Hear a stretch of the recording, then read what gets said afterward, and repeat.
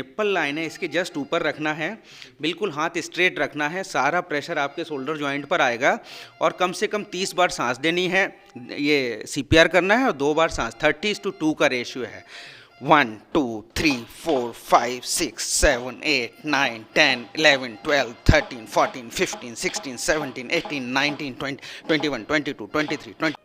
5 से 18 साल तक के बच्चे यदि अचेत अवस्था में आपको मिलते हैं तो मेडिकल फैसिलिटी मिलने के बीच में जो महत्वपूर्ण वक्त होता है उसका उपयोग कैसे किया जाए, ये हम जानेंगे डॉक्टर ओम शंकर चौरसिया से। चौरसिया जी, मान लीजिए 5 साल से 18 के बीच में कोई बच्चा अचेत अवस्था में पड़ा हुआ है, क्या करना चाहिए पहले? सबसे पहले तो आपको ये देखना चाहिए कि अचेत है कि नहीं है, उसको हिला के देखें। इसके बाद सीन सेफ्टी बहुत इंपॉर्टेंट है कि मान लो बच्चे कोई रोड साइड एक्सीडेंट है, कि बिल्डिंग में आग लगी वहाँ मिला, तो सबसे पहले उसको सेफ्टी वाली जगह पर लाना चाहिए। पता चला हम बिल्डिंग कोलैप्स हो रही वहीं बच्चे को करने लगे तो फिर हमें भी नुकसान। तो सीन सेफ्टी करना है, जो भी अपना इमरजेंसी सिस्टम उसे एक्टिवेट करना है। उसके बाद फिर बच्चे को जैसे ही हम सही स्थान पर लाए फिर उसको देखना है आप ठीक हैं। अगर कोई रिस्पॉन्स नहीं करता इसका मतलब अचेत है।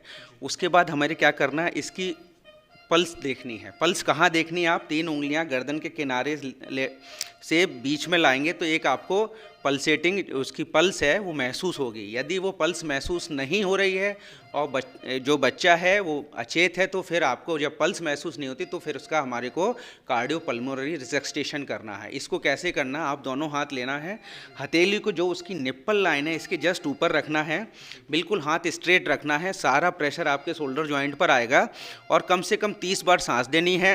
ये सीपीआर करना है और 2 बार सांस, 30:2 का रेशियो है।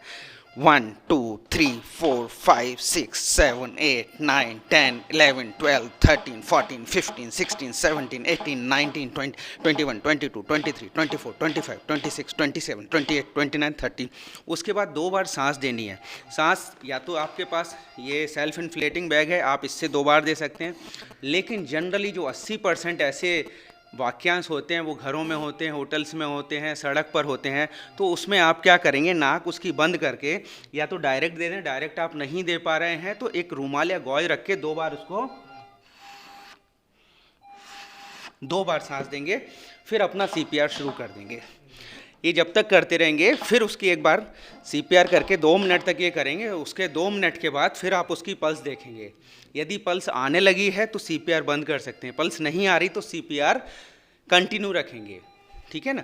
अब आप नए उसमें जब पल्स भी ठीक से नहीं आ रही है और सीपीआर आप कर रहे हैं तो आजकल क्या है, जो मेट्रो सिटीज़ में डिफिब्रिलेटर मशीन है, इसका एक छोटा फॉर्म है ऑटोमेटिक इलेक्ट्रिकल डिफिब्रिलेटर। वो आजकल आप कहीं बड़े मॉल में या कहीं मेट्रो में जाएंगे तो वहाँ एक अलग से कोना होता है एईडी मशीन का, वो सीधे सीधे उसके 2 प्रोब आप लगाते हैं, वो अपने आप एक उसमें शॉक दे देता है।